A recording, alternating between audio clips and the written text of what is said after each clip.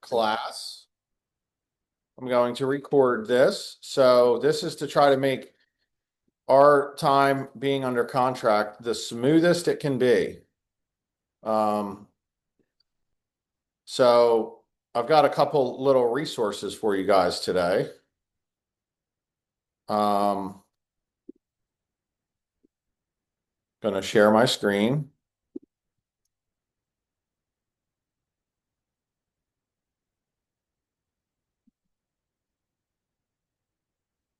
Yeah, I would just go on Zoom if you're here.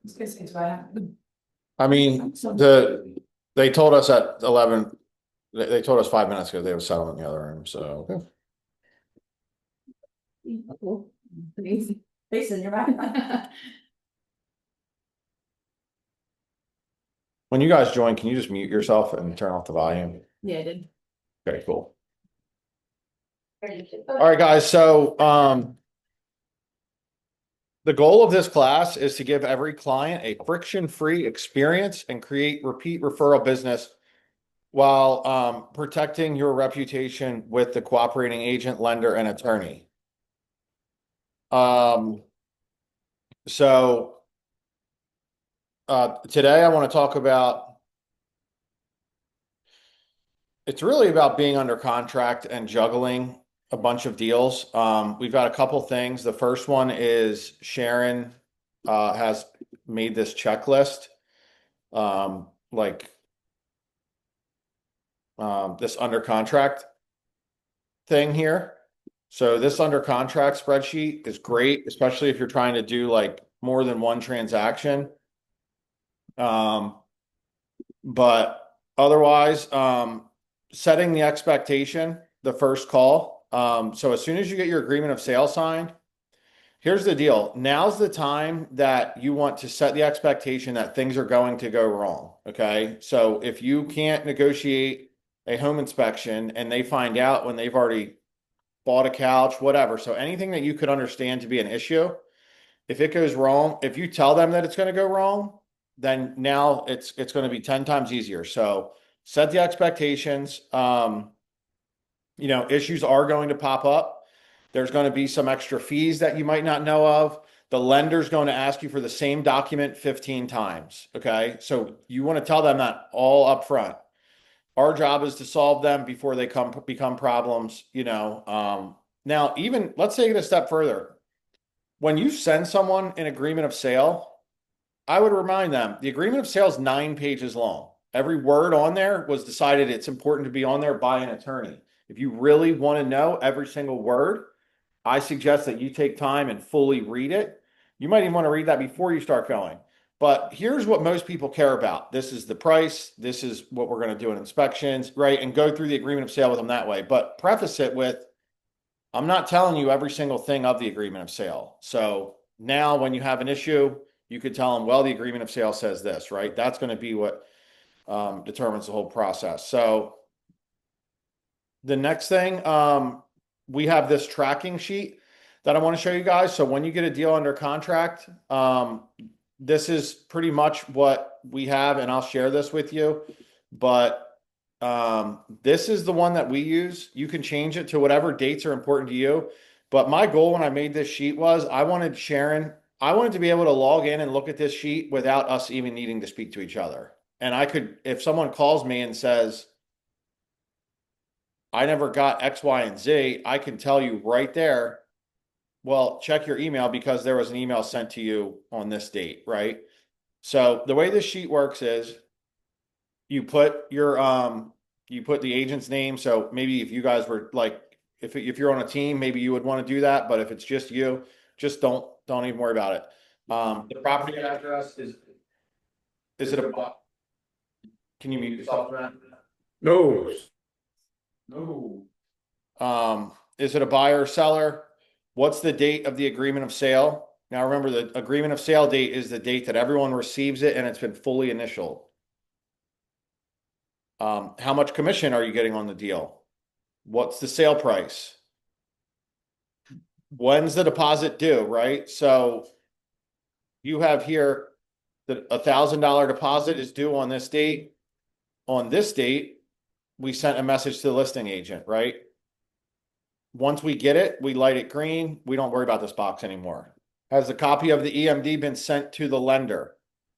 It's basically every single step. And this took us hundreds of transactions to realize the lender never got sent a copy of the EMD, right? Well, now when you get the EMD, just send it to the lender. Now you don't have to worry about that. That's 10 minutes of your life you get back, right?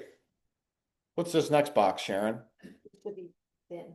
It Uh, just kind of breaks up the segments. Oh, okay. So this is just to make it look like there's a new section here. Um, the next are letters. We have 3 letters. Send an email, which I guess if you want, Sharon, we could put these in a document and share them to everybody. We just have templates. And okay, we have templates that whenever we get a property under contract, we send the lender, the attorney, the buyer, and the listing agent or the buyer's agent a letter. And it just says basically, again, here's who to contact. Whatever you need. Like every time you get a house under contract, someone asks you, what's your MLS number or something like that? Just send that. You don't need to deal with that ever again. Get ahead of it. Otherwise, you're going to be running around like a nut job. So we immediately send something to the lender. Here's everyone's contact info. Here's our contact info. Here's the buyer's contact info. If you need anything at all, let me know. And we go through each one of them, we call it a letter. It's really an email. Where are the forms? Have our in-house forms been signed? They're in dot loop. If we didn't have a form, it would be lit up in red. This is another step because Sharon sends the listing agent a message if it's a realtor.com lead. Do you have the admin fee?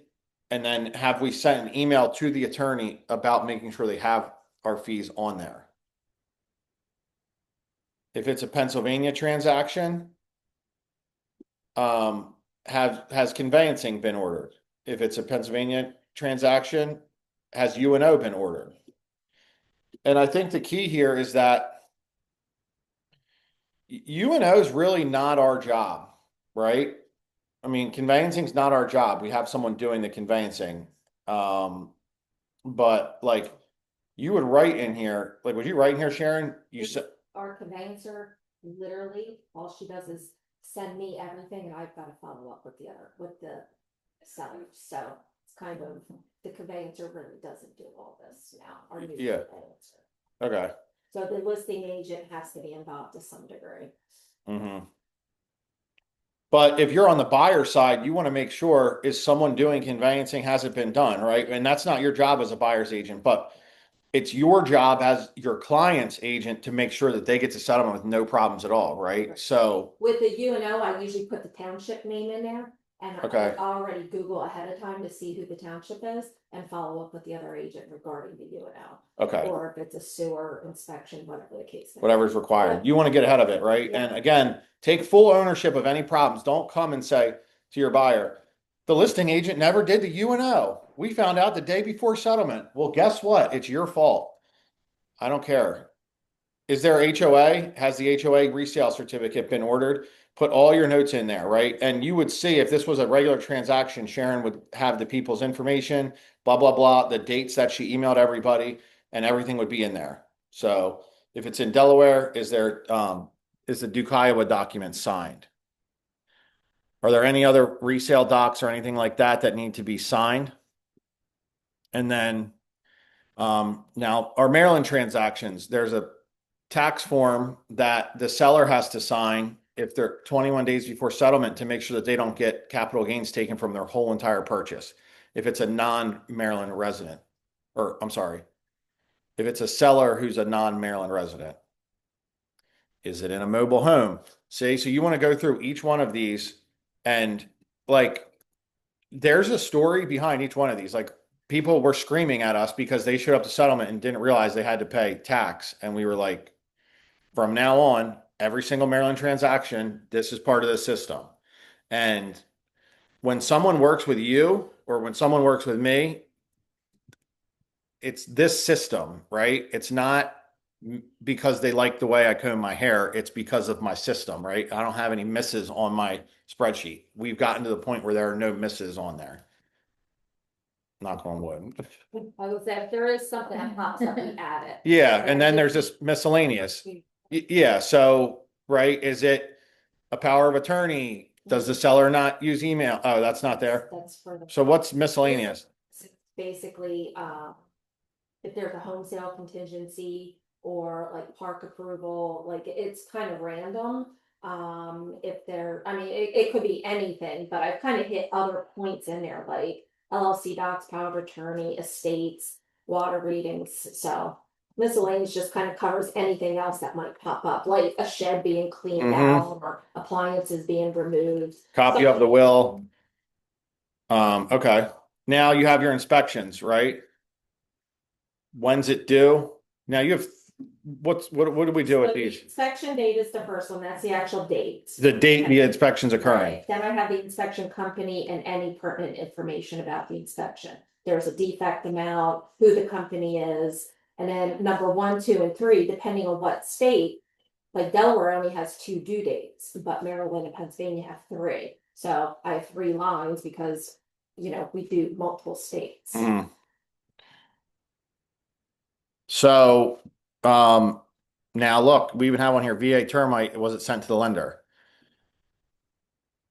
Now, you would see, like, you would want to look on here, if you have 10 transactions, this one will be blue, this one will be red, this one will be yellow, or, I don't know, no color. So green means it's done, blue means it's due this week. Red is anything past due, and yellow is I've reached out and I'm waiting for a response. Okay, and you guys can make your own thing on that. So receipts for repairs, right? And then, thing's busted, this table. Okay, so septic, let's go through that. Appraisal scheduled. So all your appraisal information. What are you guys laughing about? Me? She popped and you were like, who's making a noise? Oh no, I'm not that. It's the tables. The table's rocking. And then so obviously you get your appraisal done, right? Did you tell the seller? Did you message the lender? And also message the lender before it happens. So if you haven't heard anything, and then is there an issue? What type of financing? The mortgage commitment? Is there a re-inspection for the appraisal? Was there any issues? Now, is there any seller's assist? The next is the settlement letter. We send a letter, which I'm going to give you guys right before settlement to make sure that we don't miss anything like trash, stuff like that. Agent settlement notice. What's that? You send a letter to the other agent. Sent to the other agent. Okay. Okay. Preliminary CD. Do we have it from the lender? So you check to make sure the lender sent it 3 days before? That's what that column's for. Right. So has anyone ever had an issue where they say the lender didn't send the CD 3 days before and you can't settle? I usually follow up and make sure. Yeah. Yeah. If the lender doesn't send it 3 days, We add. So if you don't know, the buyer has to sign a closing disclosure 3 business days before settlement. If 4th of July is on Friday, 4th of July doesn't count. I know we've missed a couple settlements this 4th of July because of that. So I don't know. Yeah. I just heard 2 agents telling me that. Said it was Kelly's fault though, so you're fine. Final CD with paralegal. I guess you're making sure there that is the seller assist correct? Do we have our admin fee? Do we have our commission correct? Walkthrough, is your final walkthrough scheduled? Remove the sign, like we remove our sign. Who's getting it, right? So if you're the listing agent, you want to write here, oh, I told the buyer's agent to bring it to settlement. And this is other stuff. Are we getting a home warranty? Now, once we get it clear to close, we put that here. And then settlement day. And what do you write in this settlement day one? So I have the day, the time, the location, and then I just make notes in there to follow up, like if they owe one of the agents reimburse some money. I put the assistance in there again, so it's any fees that I should double check to make sure they're on the settlement sheet. Okay. So that box gets kind of full, but it's my go-to. Yeah. But the key is I can look at this and know, um, any transaction, like we have 65 deals pending right now, something like that, I guess. Any one of them, somebody could call me and ask any question, and I could tell you, oh, we emailed the lender on this day, right? Pretty And much. this is what you need. And we've tried to deviate from it, but I think it just turns out it works really well for Sharon, and I know she can handle a lot of transactions at once with it. So, um, okay, so does anyone have any questions?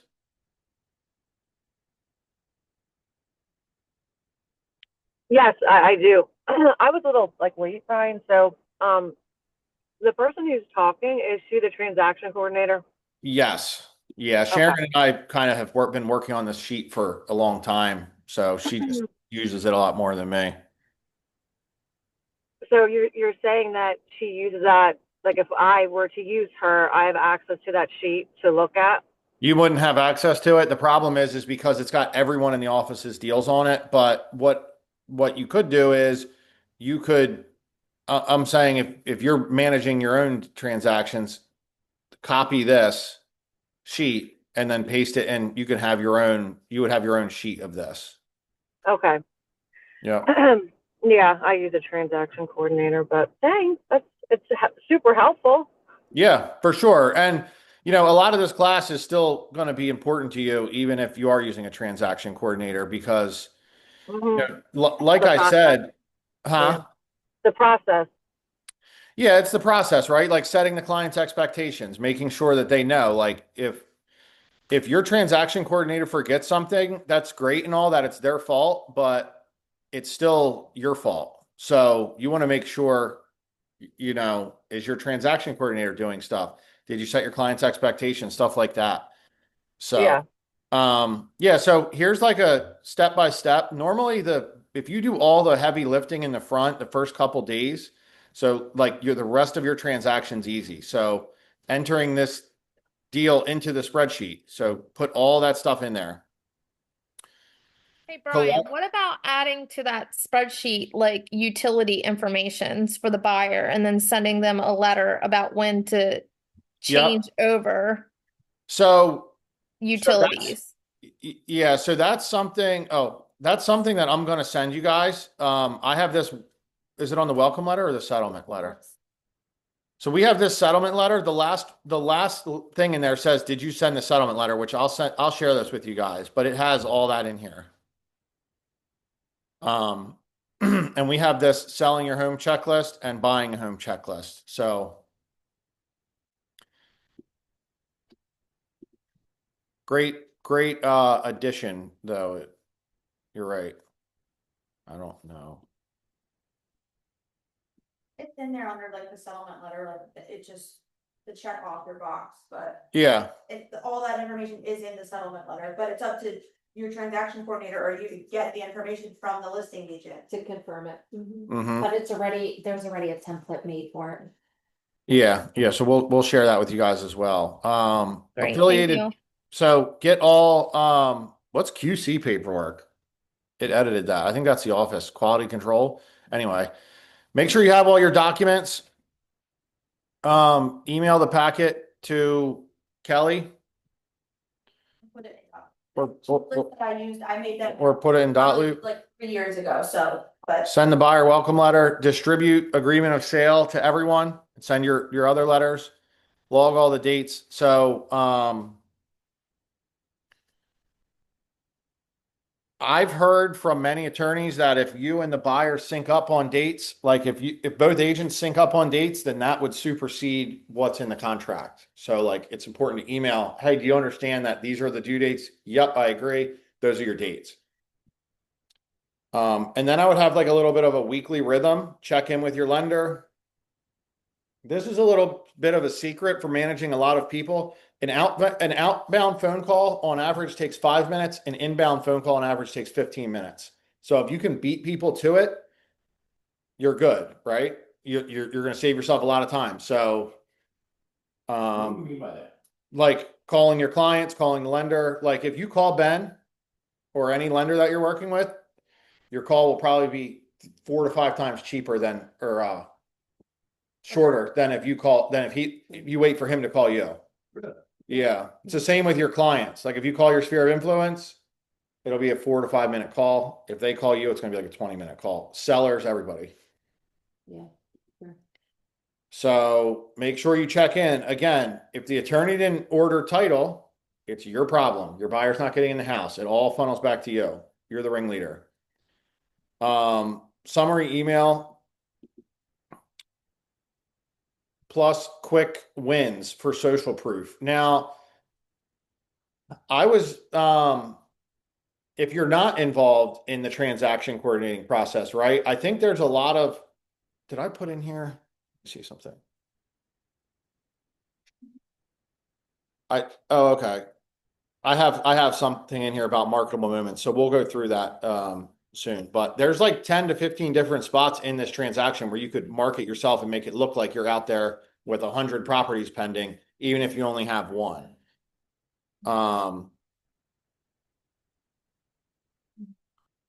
So remember when you're doing these marketable moments, everyone goes to a home inspection and posts inspection day. And I don't really think that that's that cool. I think that your clients will better. I think your clients would like you if you told the story. Not like you, but whatever I'm trying to say is, if you posted a quick video that says, "Hey, we were able to negotiate. We I'm so glad I scheduled this inspection with one of our preferred vendors. We found a huge plumbing leak. If my guys didn't catch this, my buyer would have moved in here and probably dealt with $10,000 to $30,000 worth of damage in her basement. We were able to catch it. We had our good guy go out and fix it, and the seller paid for everything." Saying a moment like that is 10 times better than being like inspection day with your Starbucks. I don't mean to call anybody out because I did that and I still do, but like you want to post the service you're providing for your client, not letting everyone know how busy you are. And your vendor will probably reshare you too, and then you're gonna get in front of all their sphere.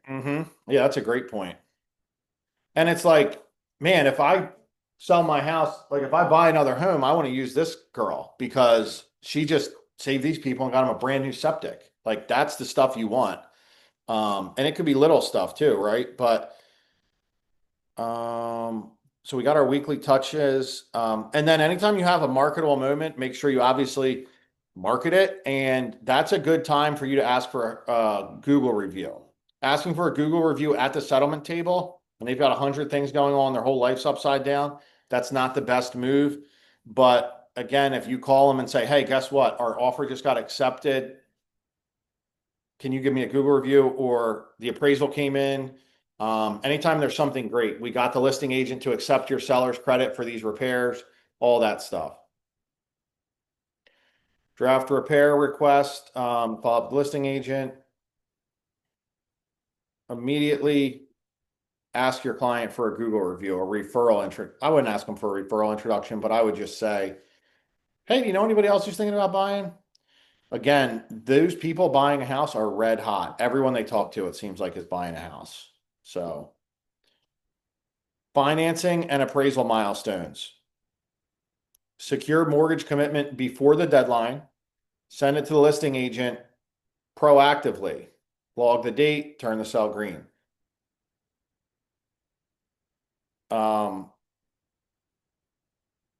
One other part is I want you guys, as you're going through this and you're doing any type of negotiating through the contract, you need to always realize what's your leverage, right? So do you have an out in the contract? And then what's the seller's leverage? So do you know that the seller got a backup offer that's way higher than yours? Or do you know that if you withdraw, the seller's going to have to fix these items anyway, right? Is it a roof leak? No one's going to not fix a roof leak. I mean, so just try to think of that. And then do you have an out? Like a lot of people will just blatantly ask, "Hi, my buyer wants to know if you can give $5,000 seller's assessed." For what? Well, you know what I mean? Like if you know that you have a complete out, like in Pennsylvania or Maryland for no reason, it might be in your seller's best interest to give it to them for no reason, right? If you don't have an out and you know that the seller needs to purchase a home that day, right? It might be in the seller's best interest to just give you 5 grand for no reason at all so that you can go to settlement so they don't lose their $5,000 deposit on the house they're purchasing. So just always be aware of everyone's, be aware, I call it leverage, but who's like got more in the deal, right? Like, what's your point? Why would they do that? What's in it for them? What's in it for you? So, in the same breath, letting your client, letting the other agent know that your client has to buy a home that day and they have to settle on another one that afternoon could be showing a little bit of your cards. So just be aware of that.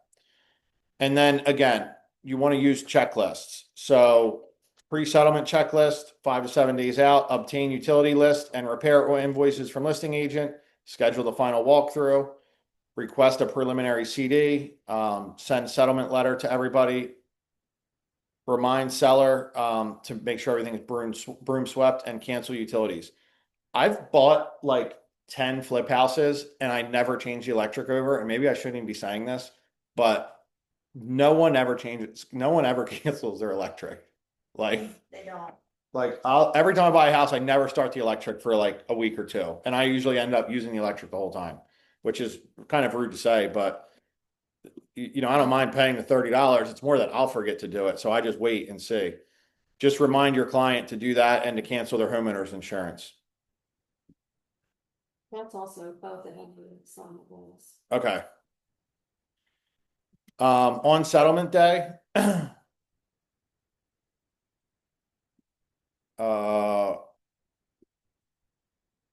attend settlement if you want, or make sure your client knows that you can't. Make sure that the walkthrough form is signed. So, especially if you're the listing agent, if you can get that hold harmless sign or that, all right, we liked the walkthrough, there are no issues, and we're going to hold the seller harmless, you're good. Try to get that signed. Again, especially if you're trying to give somebody, like, say that situation where you were going to just give them 5 grand. Well, could you get them to sign that form in turn? That could be a big bonus for your seller. We've given away money for free before and not had that form signed, and then had the buyer come back and try to like sue us for like not making a repair or something. And I'm like, we could have avoided that if we would have just said, yeah, we'll give you the 5 grand, but you need to sign a hold harmless. And they would have done it. So one of my favorite things to do, and I think that this is really good, is to sit down with the buyer or seller before settlement, maybe at the final walkthrough. Maybe you do a quick phone call with them and just review the final CD with them. This way, they're not sitting in front of 6 people. A lot of people are very nervous in a settlement, and worried about like they might feel uncomfortable asking a question or something like that. So, and then And you wanna check too, I've had agents not check and then their commission is a % off and they bring the check back and it's too late. Or their admin fee's not on there. yeah. I would check and make sure your numbers are in there. You can't get that money back. Yeah, that's a great point. Now's another good point, like after settlement, to ask for that. I think going to someone's home after they buy it is 10 times more powerful than going to settlement with them. Has anybody ever walked into one of their clients' houses after they bought it?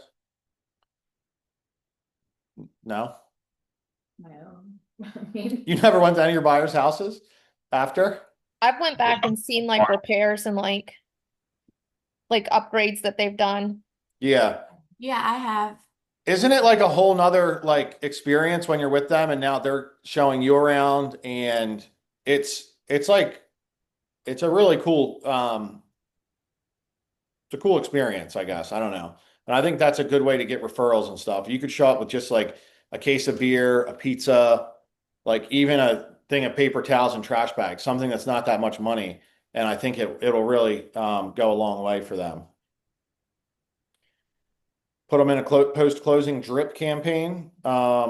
make sure you have all the documents and everything in there.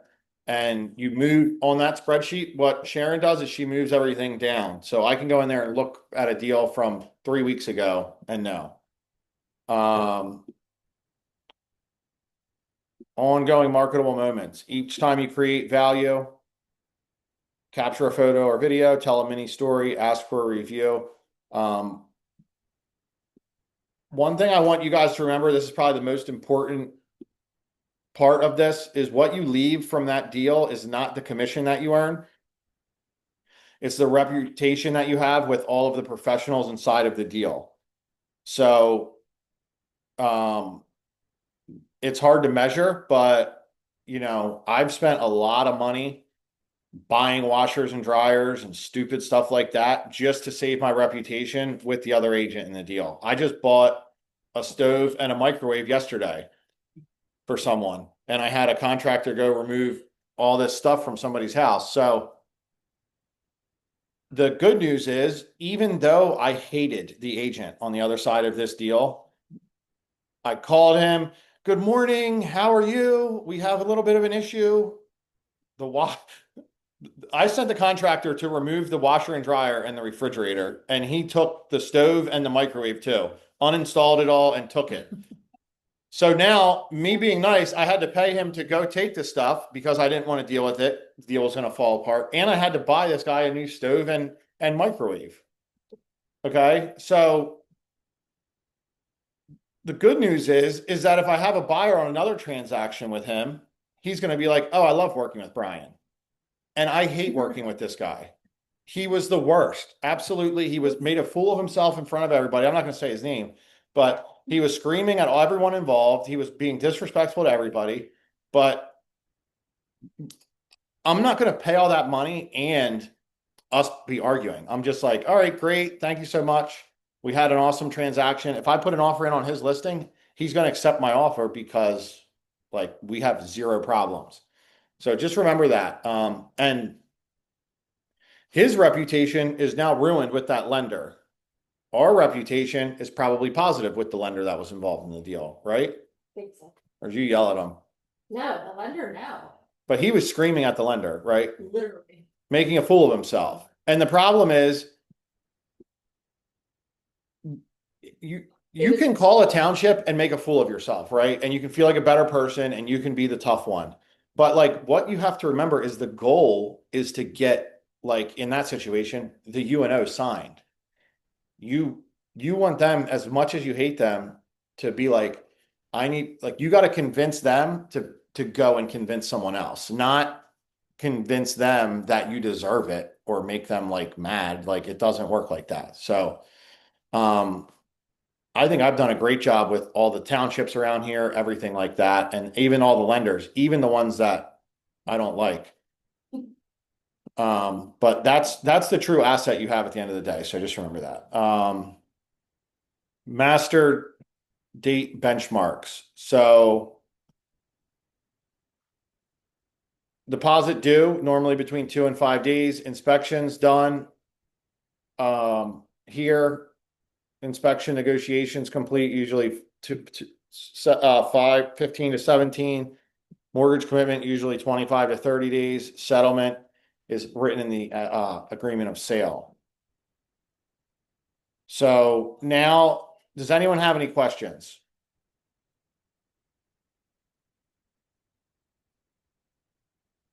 Well, that should be good news for Paige. We should never get another call about being under contract then. I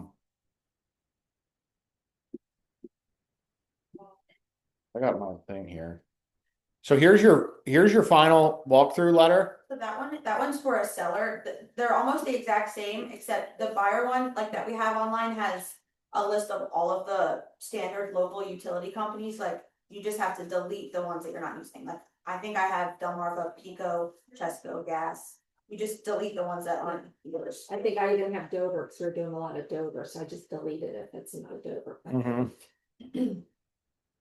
So here's a letter. We made it. Thank you for entrusting me with the privilege of guiding you through the process. It's been an absolute pleasure working with you. The settlement for the sale of the property at 16 Pennsylvania Avenue, as mentioned above, is scheduled as planned. Kindly ensure that you bring a valid form of identification for verification purposes. If you don't tell them that, at some point in your career, they will show up and they will look at you and say, why didn't you tell me I need to bring an ID? Because people are crazy. At the time of closing, you are not required to bring any funds. However, if anything changes and you're required to wire funds, please call us beforehand. You should be receiving this much at the time of closing. This avoids wire fraud, avoids, right? Because there's people out there emailing your clients saying, hi, I'm Kirsty, send the money here before closing, and people are doing it. Your clients to call, like, I can't tell you, I've sent 50 to 75 wire instructions, I've gotten maybe 5 phone calls to verify, like, nobody's clients call to verify wire instructions, ever. And I'm getting like $90,000 deposits, nobody's calling, so just make sure your client knows to call them, like, And when tell them explicitly. when you're verifying wiring instructions, don't use the phone number that's on the wiring instructions, right? Like if you're verifying wiring instructions for Kirsch Title, there will be a thing on there. You don't call that number because obviously they just would put a fake number there. You have to go on Google and type in Kirsch Title, click, and then say, I need to verify wire instructions. Make sure that you've canceled all utilities, blah, blah, that's easy. And then feel free to call us. Notify everyone you're moving, cancel your utilities, clean thoroughly, put your keys, remotes, and everything in one place, appliances. Mine has also canceled. Okay, shut off water valves, personally look over everything one more time. Bring 2 keys. Bring your keys and 2 forms of ID to closing. I don't think you need 2 forms anymore. Here's another little checklist for you guys. I just copied what the attorney's one says, so they're like very redundant. Okay. Yeah, that's why there's like a abundance of random stuff in there. And this is when you get an accepted offer on a property.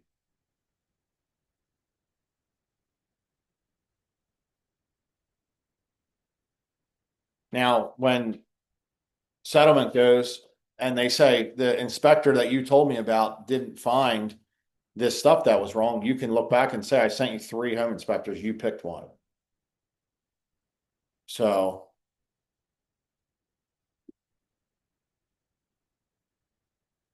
that's pretty much it. I mean, you follow that and you're going to be able to do as many deals as you want.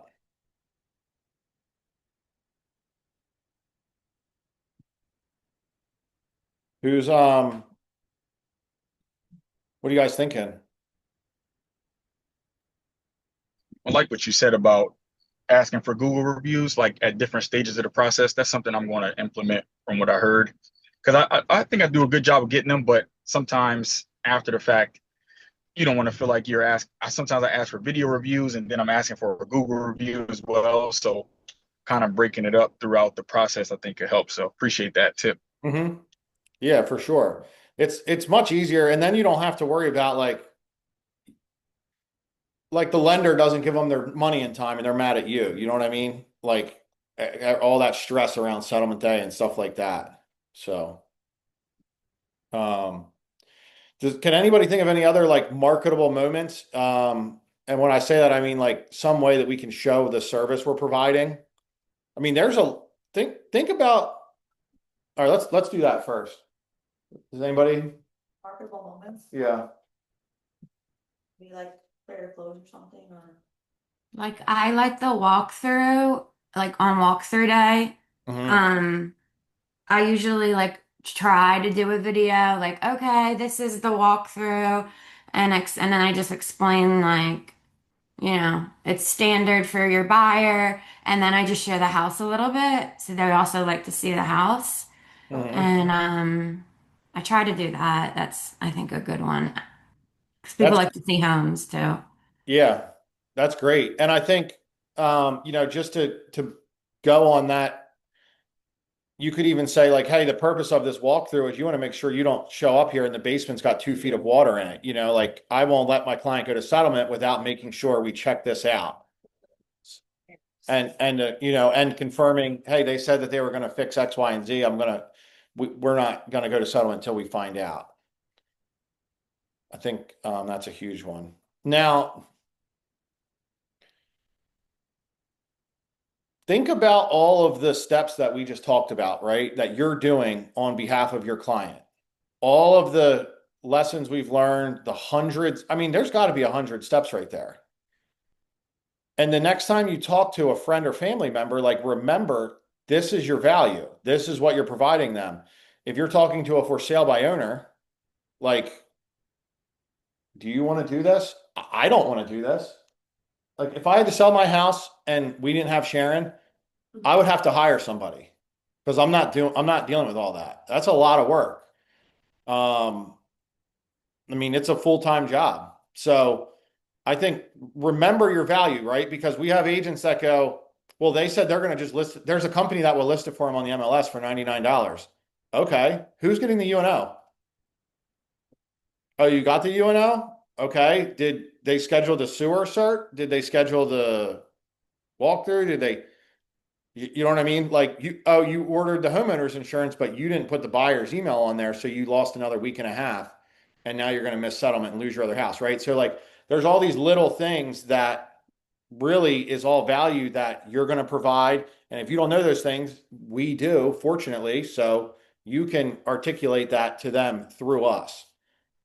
It's a lot of work. And, you know, I honestly think real estate agents at 5% are underpaid. So don't discount yourself and don't think, remember that if someone goes and uses their cousin or their friend who just got in the business, that's great and all, but was their friend on this course? Like, does their friend know all these little intricacies that could potentially kill the deal or leave your client exposed? Maybe not, you know? And are they going to have everyone's best interest in mind? Maybe not. So it really is, I think everyone should use us. I mean, realtors are really Oh. undervalued. I mean, you can put 90 hours or 50 hours into a client and you get paid up front zero. You hire a lawyer, have to put like thousands of dollars down for a retainer, you know, Mhm. depending on whatever the situation is. But I mean, realtors really work their butt off, and you know, it's just, I guess it is what it is with that, you know, Yeah. it's I mean, frustrating, you yeah, that's know. a great point. Like we do all this with no guarantee of getting paid. Like this is after we've shown them 100 houses, we've narrowed it down, you know. Yeah. Really frustrating to hear that like they don't think that we deserve the 3% that they're paying us. Yeah. 1.5%. I guess they just don't know. I mean, it's like even to consult with a lawyer, like they'll charge you $400 or $500 for an hour. We consult our free time. I mean, it is what it is, like the industry. But I'm just saying, we do have a lot of value, and not Yeah. to lose what we have to offer to people just because the industry is what it is, you know. Because if we were like lawyers and charging up front, you know, would things be a little bit different? Would they be better? Yeah. I wonder. Probably narrow out, ever waste your time. Yeah. And there are agents that do charge up front to list your house. Yeah.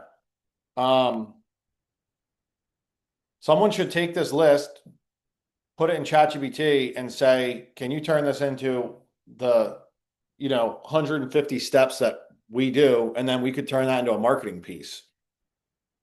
Like, here's what, like, I know that you don't think we're worth it, but here's what we're going to do for you. Especially a buyer who's gonna, oh, I want to work with a listing agent. You want him doing all this for you? He's protecting the seller. So, or someone, an agent or a buyer who just keeps calling the listing agent on all these deals. Like, why are you finding a deal for yourself if it's costing you money to have your own buyer? Like, you're basically having your own buyer's agent. So,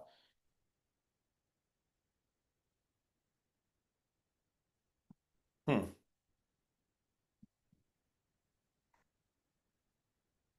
All right, guys, anybody else have any ideas? All right. Well, I hope this was helpful. I'll share all this stuff with you guys on the hub. Appreciate it. Yep. Thank you. Yeah, Cool, no thank problem. you. Hopefully everybody can come next Wednesday at my house. We're gonna have please RSVP. We're gonna have burgers, hot dogs, and there's gonna be a pool.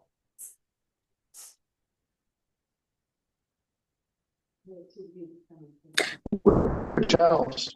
It's- See ya. Let's get it. Bye. I thought that